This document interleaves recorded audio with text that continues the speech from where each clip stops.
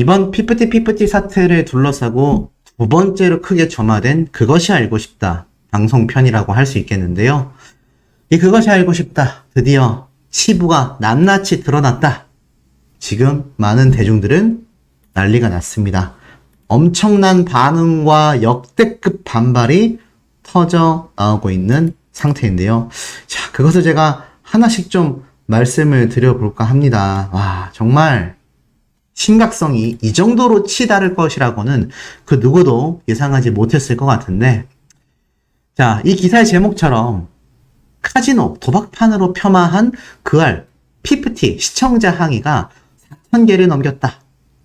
이번 그룹 피프티 사태를 다룬 시사 프로그램이라고 할 수 있었던 이 그것이 알고 싶다의 후폭풍이 정말 엄청나게 거세지고 있습니다.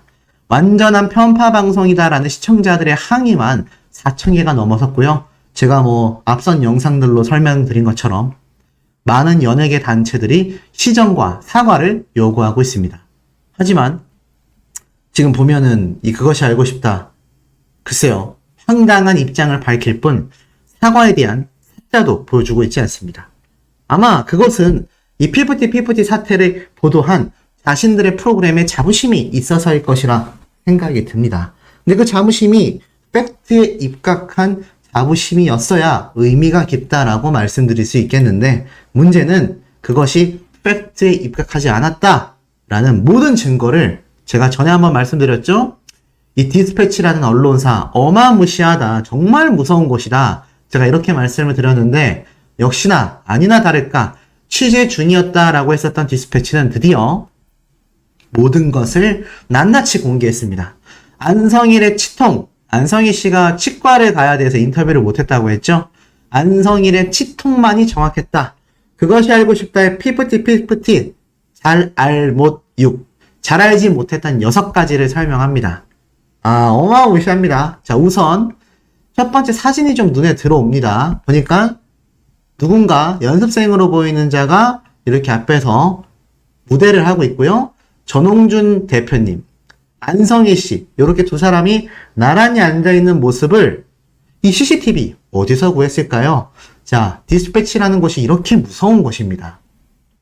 그리고 이렇게 정확한 곳이에요. 절대 추측성 보도를 하지 않습니다. 자, 디스패치가 그것이 알고 싶다라는 시사 방송 프로그램보다 얼마나 몇 수 더 앞서 나가 정확함을 보여주는지 제가 하나씩 좀 말씀을 드려볼게요. 자, 월말 평가 때 한 번도 나오지 않았었다라는 황당무계한 주장을 방송에 실었던 그것이 알고 싶다 팀입니다. 보면 어떻죠? 전홍준 대표님 버젓이 여기 앉아 있습니다. 버젓이 앉아 있어요. 자, 이 6가지 먼저 하나씩 설명드리겠습니다. 결론부터 말하면 그것이 알고 싶다는 그것을 알아보지 못했다. 그래서 그것을 제대로 알려주지 못했다. 이 프로그램의 제목부터 정면으로 반박합니다. 자, 내부 고발자 있었죠? 월말 평가 한 번도 온 적이 없었다. 그런데 전홍준 대표님은 이 사람이 도대체 누군지 모르겠다라고 했었는데 이 황당한 내부 관계자의 이 한마디의 발언이 큰 파장을 일으킵니다. 자, 월말 평가 정말 안 나왔을까요? 팩트 체크를 해봤다라고 해요. 그것이 알고 싶다는 방송 41분 무렵 어트랙트 더기버스 피프티를 가까이서 지켜봤다라는 제보자를 등장시켰다. 전홍준 대표는 월말 평가에 한 번도 온 적이 없었어요. 디스패치는 어트랙트의 2년치 일정표를 확인했습니다. 2020년 5월부터 2022년 6월까지 대략 23차례 평가가 진행됐는데, 자, 어트랙트의 일정표를 한번 볼까요? 세세하게 나와 있습니다. 2020년 5월 29일 오후 1시에 평가, 7월 7일 오후 4시 평가, 9월 24일 또 평가가 있었고, 9월 28일 4시에 평가가 있었고, 11월 19일 중간 평가가 있었고, 11월 26일 또 평가가 있었고, 12월 24일 크리스마스 이브 날에도 오후 1시에 평가가 있었습니다. 그리고 2021년 중간 평가 쭉 나열됩니다. 이 전체적으로 23차례의 평가를 갖췄고요. 그리고 드디어 올해 2022년 1월 13일 날 오후 2시에 한 번, 2월 17일 날 오후 7시 30분에 한 번, 그리고 4월 5일 오후 5시에 연기 평가를 했고요. 4월 15일 날 오후 5시에 또 평가를 하였습니다. 그리고 6월 15일 날 오후 3시 30분에도 평가를 했는데 이미 작년이네요. 올해가 아니라 2022년 4월 달에 피프티 최종 멤버 4명을 확정시켜서 이 6월 15일 날 지금으로부터 약 1년 전쯤에 데뷔곡 준비 평가를 하게 된 겁니다. 이렇게 디테일한 평가가 있었고 이 모든 평가에 전홍준 대표님이 엄청나게 많이 참석했다는 겁니다. 자, 보니까 전홍준 대표는 피프티 선발 과정 정말 단 한 차례도 참석하지 않았을까? 디스패치는 2020년 12월 24일 심지어 크리스마스 이브 날입니다. 크리스마스 이브 날 월말 평가 사진을 이렇게 구해왔습니다. 보니까 유명한 자 집중하셔야 되는 집중 인물입니다. 유명한 배기사가 여기 있고요. 어트랙트 직원들이 1명, 2명, 그리고 더기버스의 본부장이 또 1명, 영어교사 1명, 그리고 안성일 씨와 전홍준 대표님, 그리고 이 캠프의 총 대표가 이렇게 함께 자리하고 있습니다. 그런데 이 그것이 알고 싶다에 등장한 일명 내부 관계자라고 했던 폭로자는 이 사진 속에 없어요. 황당하지 않습니까? 어트랙트 소속으로 월말 평가에 참석한 김땡땡 팀장과 최땡땡 매니저는 저 그것이 알고 싶다에 나온 내부 관계자가 진짜 일하는 사람이 맞냐? 라고 되물어 보았다라고 합니다. 그렇다면 이 월말 평가 일정은 누가 조율을 했을까? 바로 더기버스의 배기사가 조율을 했습니다. 이렇게 대표님 저희 아이들 누구 연습생 포함하여 보컬, 랩, 댄스 등 평가를 진행하려고 하는데 두 날짜 중 언제가 시간이 편하십니까? 14일이요? 네, 그럼 그때 진행하겠습니다. 이런 식으로 말이죠. 그 다음에 4월 월말 평가 당일 대화입니다. 자, 헤어, 메이크업 완료했습니다. 라면서 쭉 이야기를 하죠. 그러면서 오늘은 전 대표님이 딸꾹질에 안목 주셔서 월말 평가 때 조금 이해해 주세요. 딸꾹질 하는 것까지 실시간으로 공유됐을 만큼 전홍준 대표님이 월말 평가에 얼마나 깊게 참여했는지를 알 수 있습니다. 그렇다면 이 그것이 알고 싶다에 나왔다는 이 내부 관계자는 과연 전홍준 대표님의 이 딸꾹질 월말 평가 사건을 알고 있을까요? 그것이 알고 싶다는 배기사도 취재했습니다. 안성일 씨 대신 배기사의 입을 통하여 더기버스 입장을 전했는데 왜 전홍준 대표의 월말 평가 참석 여부는 체크하지 않았을까? 이거 물어봤다면 충분히 어땠는지 알 수 있었다라고 합니다. 전홍준 대표는요, 일부 중간 점검을 제외 모든 월말 평가에 참석했다라고 되어 있습니다. 복수 관계자를 통하여 디스패치가 직접 크로스 체크 해봤다라는 겁니다. 이 그것이 알고 싶다처럼 한쪽 이야기만 듣고 기사를 쓴 것이 결단코 아니라는 것이죠. 자, 더 충격적인 내용이 있습니다. 이런 말이 있었죠? 멤버의 가족들, 부모님들이 이런 말을 했습니다. 식사를 제대로 제공하지 않고 멤버의 부모들이 음식을 갖다 주면 반찬을 전부 다 거실에 내다 던졌다. 정말일까요? 자, 그알 PD에게 부모들이 갖다 준 반찬을 전부 거실에 내다 버렸다라고 했는데 이 반찬 패대기 사건, 지금 제 영상에도 엄청난 조회수가 나왔습니다. 그만큼 많은 분들이 분개한 사건이죠. 2021년 7월 6일에 일어난 사건이라고 합니다. 디스패치는 멤버들의 일지를 통하여 해당 날짜를 특정할 수 있었는데 연습생들의 연습일지 비고란에 반성문이 적혀 있었기 때문입니다. 이런 반성문들이 이렇게 적혀 있었어요. 그 반성문의 내용을 확대해 보면 앞으로 실망스러운 모습을 보여드리지 않도록 노력하겠습니다. 열심히 하겠습니다. 그리고 어제 어지럽고 그랬던 거는 또 땡땡땡 때문이었던 것 같습니다. 오늘도 엄청 붓고 배 통증도 느끼고 그랬습니다. 반성하는 시간을 갖자, 바보가 되지 말자 등등 이런 반성문을 적음으로써 이날 이 사건, 반찬통 패대기 사건의 진실을 알 수 있었다고 합니다. 그렇다면 이 사건의 좀 더 내부를 살펴보도록 하겠습니다. 당시 현장을 목격한 관계자의 증언을 통해 사건의 전말을 확인할 수 있었는데요. 우선 바로잡아야 할 것은 반찬이 아니었다고 합니다. 이 바닥에 내팽겨 쳐진 건요, 반찬이 아니라 그냥 간식이었다라고 해요. 얘기가 좀 다르죠? 반찬이었다라고 한다면 필수적으로 식사를 해야 되는 상황 속에서 뭐 당연히 부모님들이 전달할 수도 있겠지만 이것은 반찬이 아니라 간식이었다라고 합니다. 그리고 멤버들의 간식을 바닥에 던진 건 역시 버기버스의 배기사였으며 다 주워서 빨리 쓰레기통에 버려! 라고 모욕적인 언사를 한 것도 배기사였다라고 합니다. 애당초 뭐 그런 말이 있었죠? 제가 어제 전달해 드렸습니다.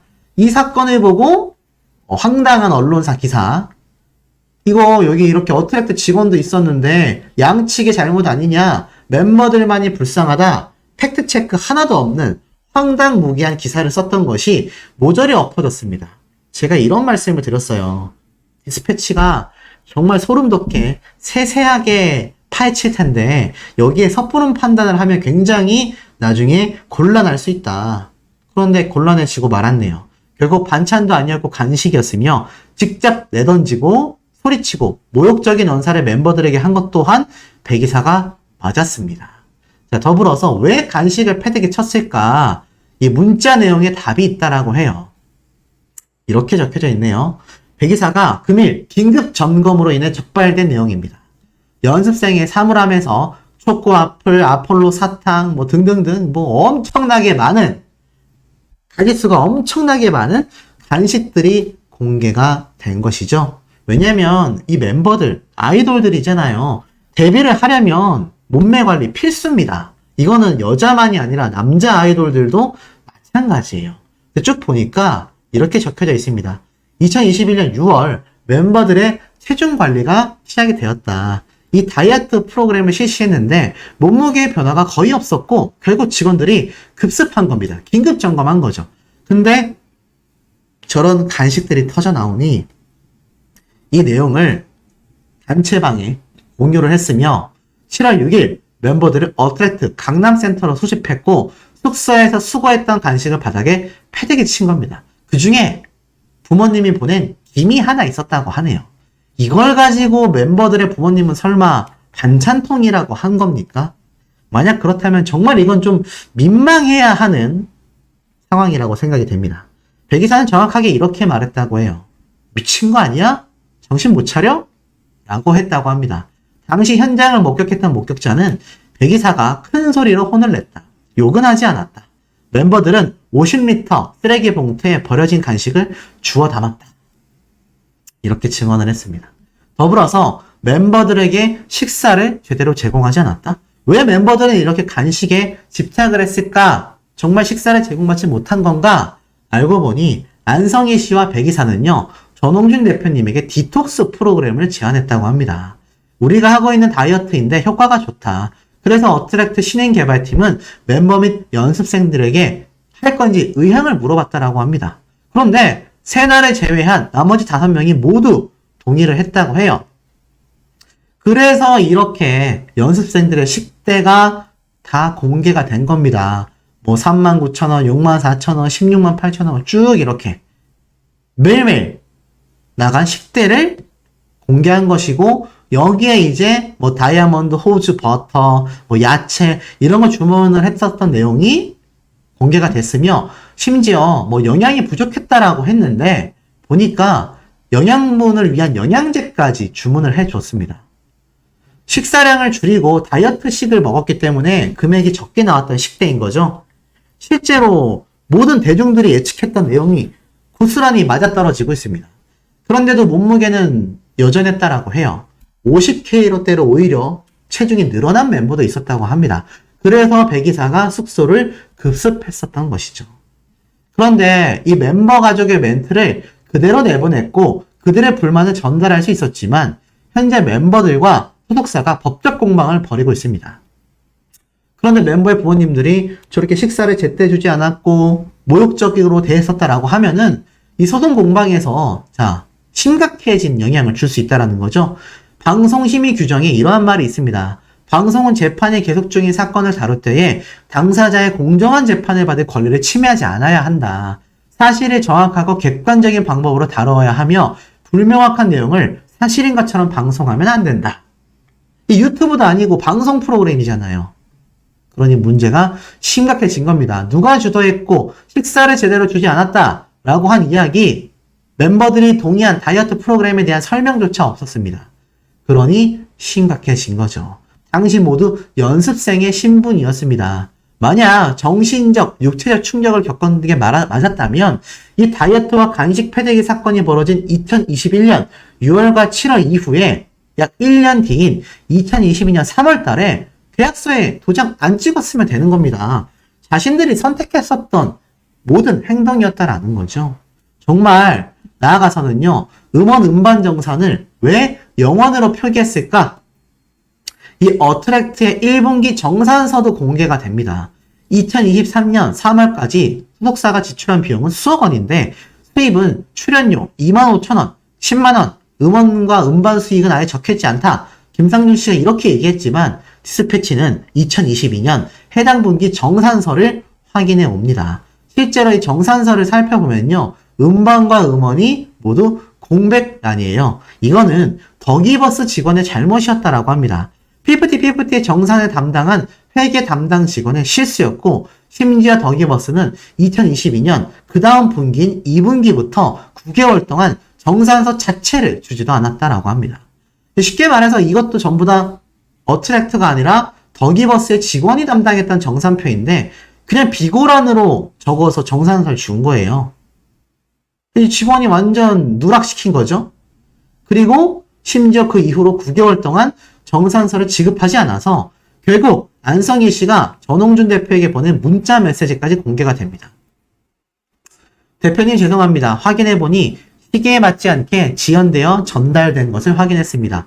2022년도 2분기 정산서부터 아티스트에게 공유가 지연되었고 아티스트의 날인이 늦어지니 부모님들에게 전달이 늦어졌다.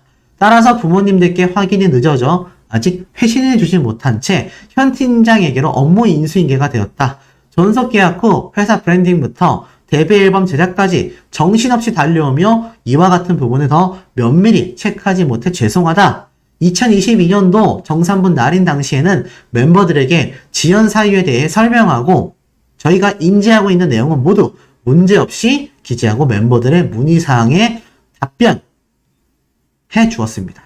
땡땡 팀장이 정산서 등기 발송했던 세부 내용을 알려달라고 하여 아래 세부 내용 또한 공유하려 합니다.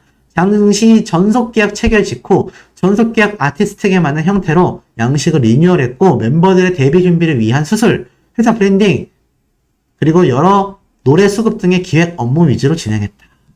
그러니 전홍준 대표님이 그냥 알겠다, 수고하세요, 이해했습니다. 다 받아준 겁니다. 실수까지 받아줬어요. 오히려 안성희 씨를 다독인 건 전홍준 대표님입니다. 이게 지금 말이 됩니까? 이게 지금 피프티 멤버들의 부모님들이 전홍준 대표님을 비판하고 상표권 출원하고 멤버들이 형사고발할 일이냐라는 겁니다. 어트랙트의 정산서를 또 이 디스패치가 가지고 왔다고 해요.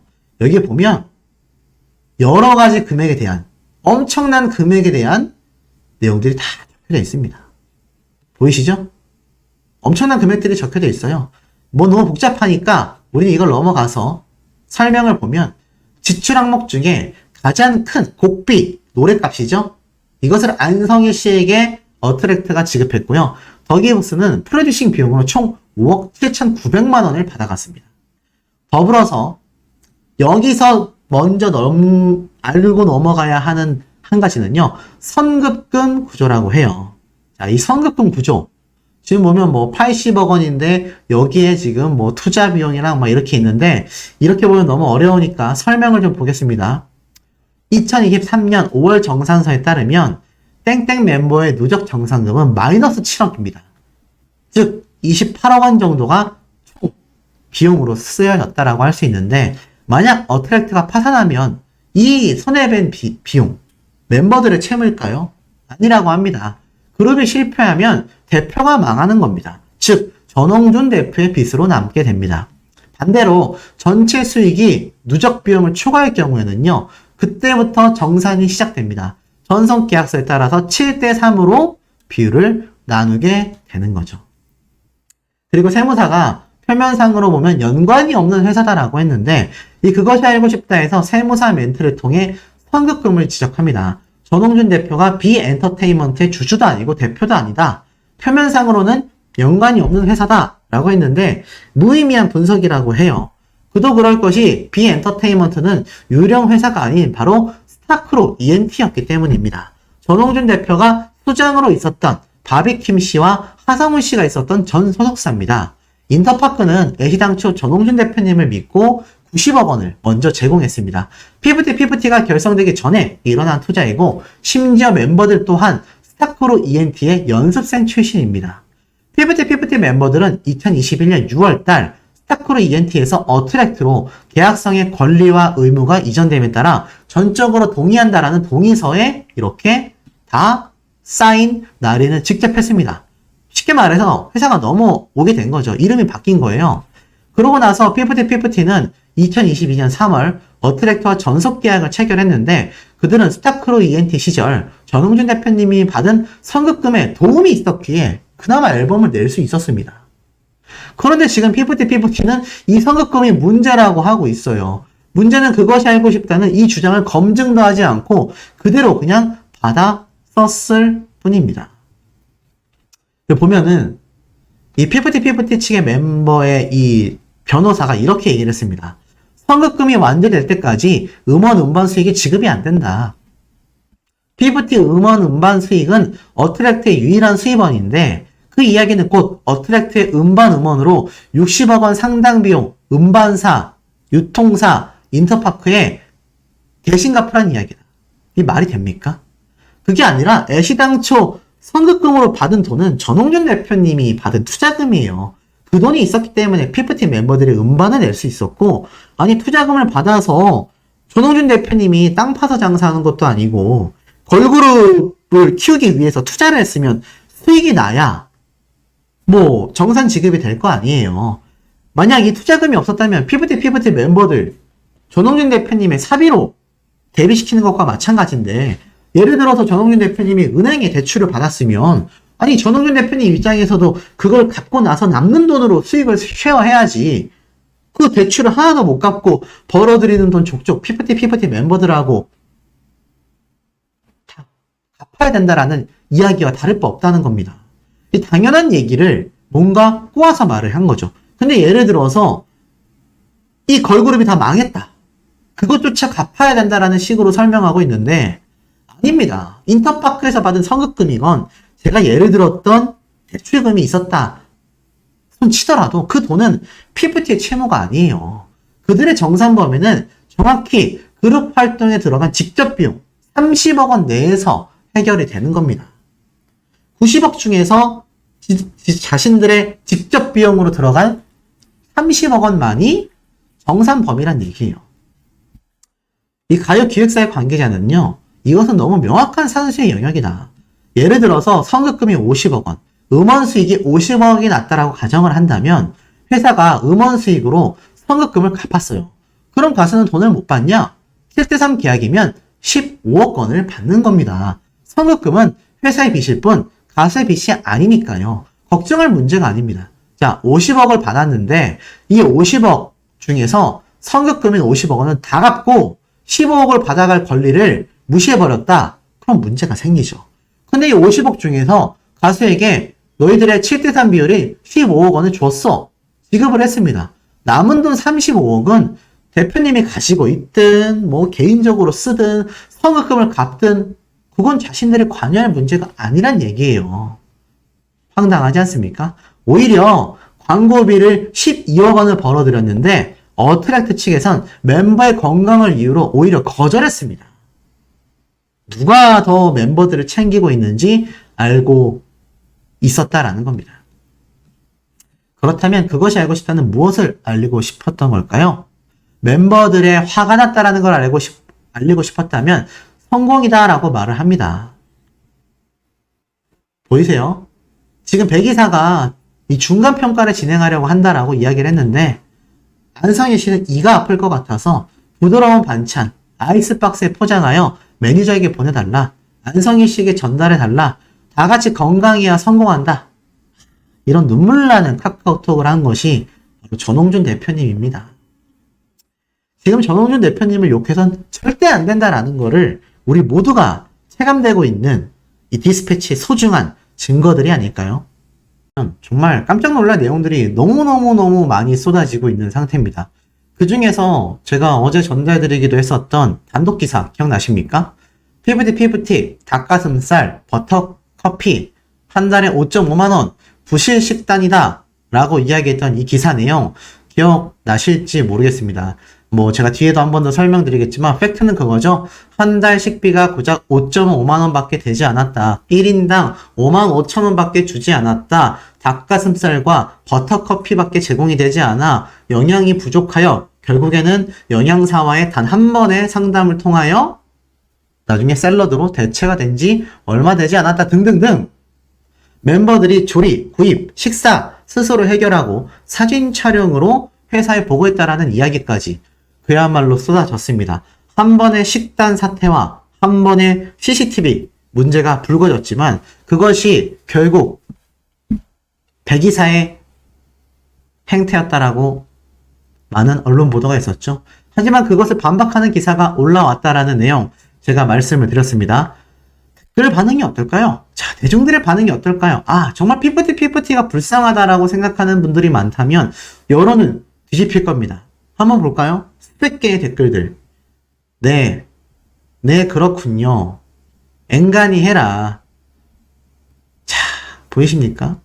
지금 아무도 저들의 이야기를 들어주고 있지 않습니다. 언론 플레이다 라는 의견도 있고요. 그 말을 누가 믿겠나 라는 말도 있고요. 디스패치가 지금 계속 조사하고 있으니까 그냥 가만히 있는 게 좋겠다. 맞습니다. 애시당초 저것을 최초 포착하여 보도한 곳은 바로 디스패치라는 어마무시한 언론사입니다. 이 어마무시한 언론사가 직접 파헤치고 있는데 추가 취재 중이다라는 이야기도 제가 한번 전달을 드렸던 것으로 기억이 납니다. 시간이 지나면 디스패치에서 명확한 팩트를 가지고 이제 이 사태를 다시 재조명할 수밖에 없다라는 거죠. 쭉 내려보면 야, 그만해라. 저걸 변명이라고 하는 거냐? 제일 앞에 나서서 호통치고 있던 게 누가 봐도 백이사던데 옆에 있었던 어트랙트 매니저 어쩌라는 거냐? 이런 말도 있고요. 지금 뭐 끊임없습니다. 끊임없는 이야기들이 계속 쏟아지고 있자 사람들은 믿지 않아요. 그리고 버터커피하고 닭가슴살이면 완전 다이어트 음식 아니냐? 원래 버터커피 한 잔에 5,000~6,000원 정도 한다.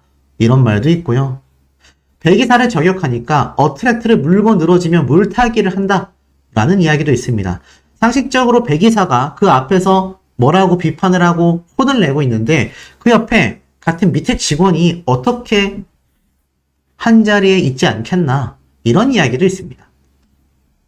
더불어서 식단 얘기, 식비 얘기를 하기에는요. 사실 전홍준 대표님이 한 달에 수천만 원이 들어가는 지출 비용이 다 증빙이 됐습니다. 이 멤버들 조금이나마 좋은 숙소에 있게 하기 위해서 강남의 숙소를 잡아줬고 각종 트레이닝과 각종 혜택을 주기 위하여 정말 사비를 많이 썼다라는 건 이미 팩트 자료로서 전부 다 드러났습니다.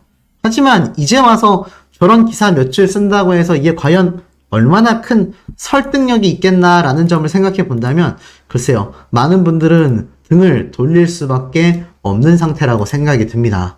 그런데 이 기사를 쓴 분, 자, 기자, 식비 이야기를 쓴 분, 텐아시아라는 언론사라고 되어 있는데 이 기자분이 쓴 기사 내용들을 가지고 이제는 많은 대중들이 의심의 눈초리를 보내고 있습니다. 자, 왜인지 그냥 한번 읽어드릴게요.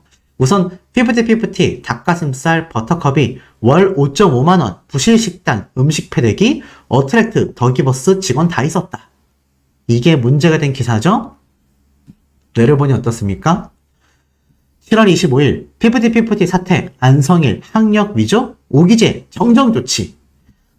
이것 때문에 안성일 씨는 오기재 씨라는 별명이 붙기도 했습니다.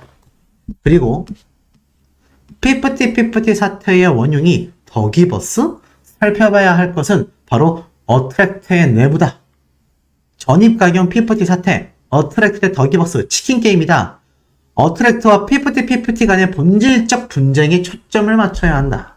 이런 기사를 썼고요. 손승혜 씨, 안성희 씨와의 의혹으로 난리가 났었죠? 그런데 손승연, 피프티 사태와 유사 의혹에 전혀 관련 없다. 아직까지도 인스타그램을 비공개한 채 그 어떤 입장문도 내놓지 못하고 있는 손승연 씨로 알고 있습니다. 자, 또 다른 기사. 더기버스 측 피프티 큐피트 저작권 구매는 적법한 절차로 계약 체결을 한 것이다.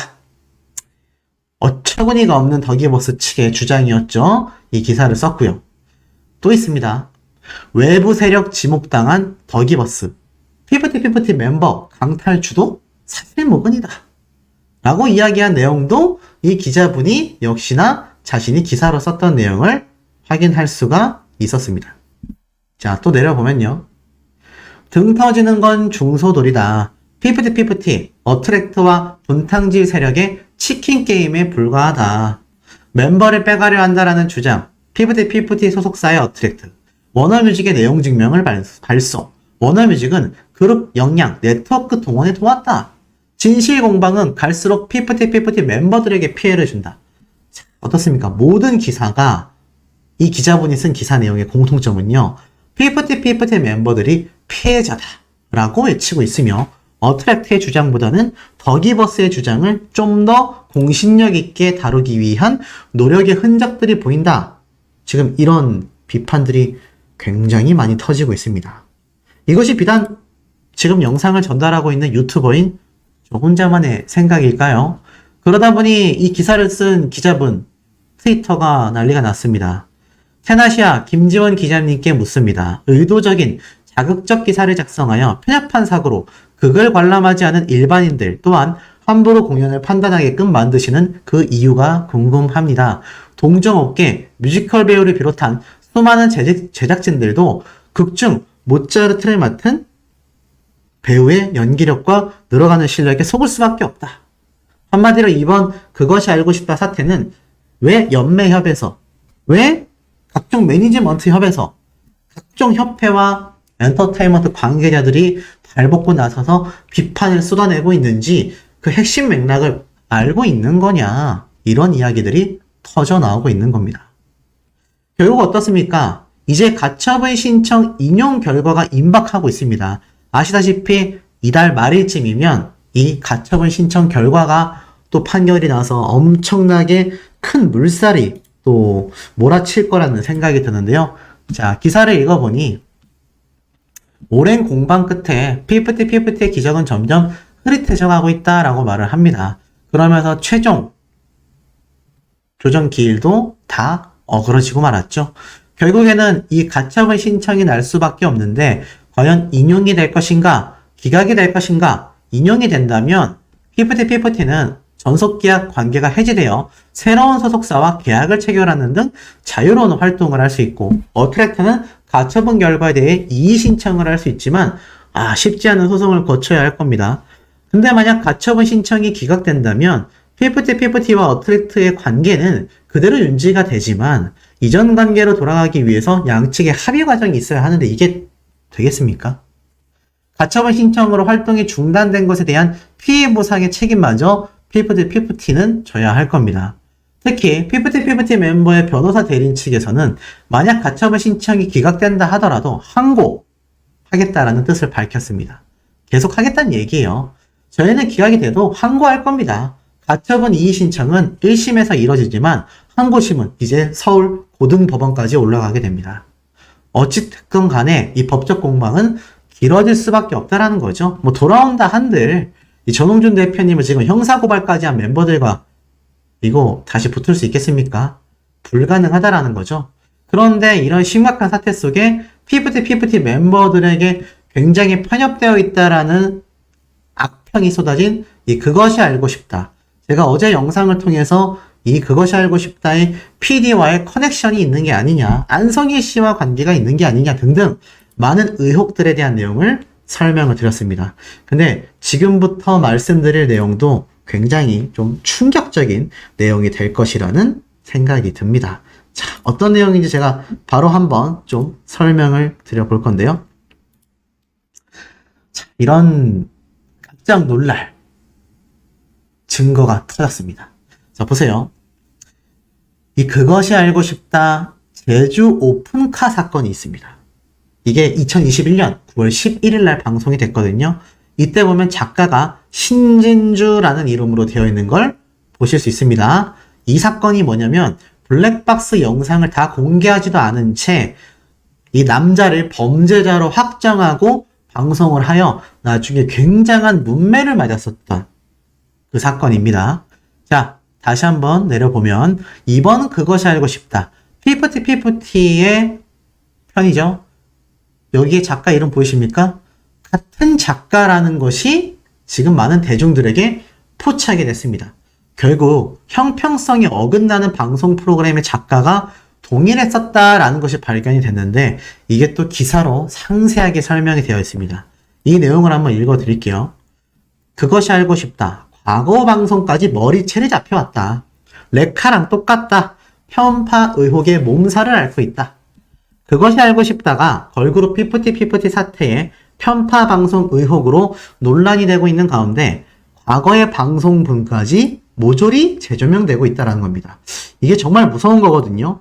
과거에 있었던 실수마저도 다시 되짚어지면서 굉장한 비판이 쏟아진다는 거는 제작진의 입장에선 너무나 큰 부담일 것입니다. 왜인지 봤더니 자, 이 피프티 사태의 편파 방송은 다들 알고 계실 겁니다. 유튜브 채널 구독 지수만 10,000명이 넘었다라고 말씀을 드렸어요. 나아가서는 광고주들이 광고까지 빼버리게끔 시청자들이 광고주들에게 직접 항의 요청을 하는 연락이 쏟아지고 있다라고 말씀드렸습니다. 그런데 자 보세요. 이 제주도 오픈카 사건 기억나십니까? 이 당시 때 카카오톡도 내용이 공개가 됐고 이렇게 반파된 차량의 모습도 적나라하게 공개가 됐습니다만 굉장한 비난을 피하지 못했어요. 자, 제주도 오픈카 사건으로 큰 화제가 됐던 방송분에 대한 의혹이 다시 제기됐다. 안전벨트를 안 했네 라는 남자친구 A의 발언 이후 교통사고가 났고 여자친구분이 하늘나라로 떠나게 된 이 방송 또한 제작진이 녹취록을 선택적으로 방송에 내보냈다라는 겁니다. 그 당시 때 이 방송에서 남자친구가 고의적으로 사고를 낸 것처럼 안전벨트 안 하고 있네 이러더니 사고가 났으니 이거 안전벨트 안 한 걸 보고서 그냥 갖다 박은 거 아니냐 이런 말이 많았거든요. 그런데 실제로는 이 혐의에 대해 무죄 확정을 받았습니다. 이 당시 때 한 네티즌은 이 하늘나라로 떠난 이 B씨의 음주 상태 등 당시의 사건 정황이 제대로 담기지 않았다. 보도에 감정을 실었다라는 비판이 쏟아졌고 녹취록의 전문을 본 네티즌들은 그것이 알고 싶다에 분노했습니다. 이거 너무 프로그램 이름만 보고 믿고 있었다. 유튜브 레카와 다를 게 뭐냐. 유튜브 정보가 더 정확한 것 같다. 그러면서 그 당시 때 결국 무혐의 판정을 받을 수밖에 없었던 녹취록 전문을 보니 남자친구가 안전벨트를 안 했네 라면서 갖다가 그냥 일부러 고의적으로 사고를 낸 게 아니었다라는 것이 다 증명이 됐던 겁니다. 결국 자신들의 입맛대로 짜집기를 해서 방송했다라는 비판이 쏟아졌고요. 그동안 했던 방송도 다 못 믿겠다. 신뢰가 없는 방송인데 이렇게 드러난 거 아니냐 등등등 굉장히 많은 비판을 받기도 했습니다. 그리고 나아가선 연예계까지 모두 분노하고 있는 가운데 그것이 알고 싶다 측의 입장과 해명에 엄청난 관심이 쏠릴 수밖에 없는 거죠. 그리고 이 제주 오픈카 사건의 작가가 제가 방금 앞에 말씀드렸던 신진주라는 작가인데 이 작가가 과거 저 영상의 작가뿐만이 아니라 이번 빌보드와의 걸그룹 누가 날개를 꺾었나 바로 피프티 사태 방송편까지 맡았었다라는 겁니다. 여기에 지금 이 피프티 멤버들과 주고받은 이 편지 내용 기억이 나실 겁니다. 거기에 명확하게 적혀져 있었죠.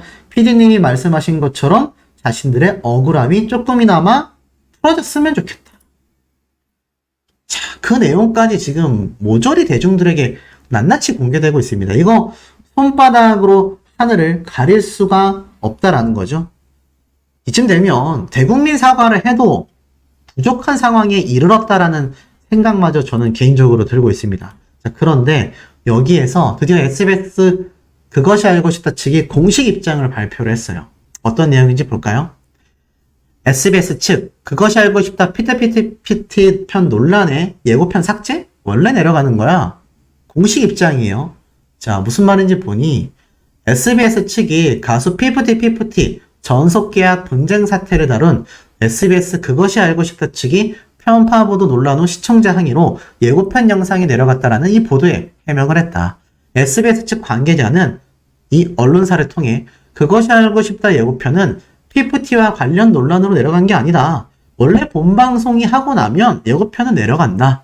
논란 때문에 영상을 내린 것처럼 보도가 나지만 전혀 사실이 아니다. 라고 당당하게 이야기를 했습니다. 근데 모르겠습니다. 이게 사실 실제로 유튜브 채널이 아니라 SBS 공식 유튜브 채널인 SBS 나우에는 이 예고편이 여전히 남아있다라고 해요. 그래서 관계자는 SBS의 공식 채널과 그것이 알고 싶다 유튜브 채널 관리부서가 또 다르기 때문에 이렇게 영상이 내려갔다라고 합니다. 대중들이 보고 뭐라고 했을 것 같습니까? 자랑이다라고 했어요. 그래, 원래 그런 시스템이어서 예고편 내려간 게 논란 때문에 내려간 게 아니라서 자랑이다. 이런 비난들이 쏟아집니다. 지금 사실 이렇게 당당하게 얘기할 때가 아니거든요. 지금 왜 매니지먼트 협회가 들고 일어났고 왜 대중들이 분노하는지 SBS와 그것이 알고 싶다는 뻔히 알고 있는데 지금 대중들이 듣고 싶어하는 공식 입장문은 말하지 않은 채 고작 예고편 삭제된 거? 아니야. 원래 우리 규정상 본 영상 나오면 내려가는 건데 우리는 논란에 휩쓸리지 않는데 쉽게 말해서 저는 개인적으로 이 입장문을 보고 이렇게 생각됐습니다. 너희들은 논란 때문에 우리가 무서워서 내렸다고 생각하겠지만 실상 우리는 시스템상, 규정상 그냥 삭제 조치했을 뿐이야. 우리는 당당해. 라는 모습으로 보이는데 실제로 저와 같은 공감을 하시는 누리꾼들의 반응이 많은데 제가 차마 댓글로는 못 보여드립니다. 너무 악담이 많아서 이거는 너무 SBS를 향한 비방이 될까봐 제가 보여드리진 못하지만 보통의 사람들이라면 이 기사를 봤을 때 비슷한 감정을 느낄 것 같아요. 공익성을 위해서라도 SBS가 현재 사태에 대한 명확한 입장을 발표해야 되지 않겠습니까? 정말 당당하다면 우린 잘못이 없다. 아니면 잘못한 부분이 있다면 공정성에 우리가 실수한 부분이 있다라고 인정하고 사과하고 시정 조치를 해야 되는 그런 현명한 판단을 보여줘야 되지 않나라는 생각이 듭니다.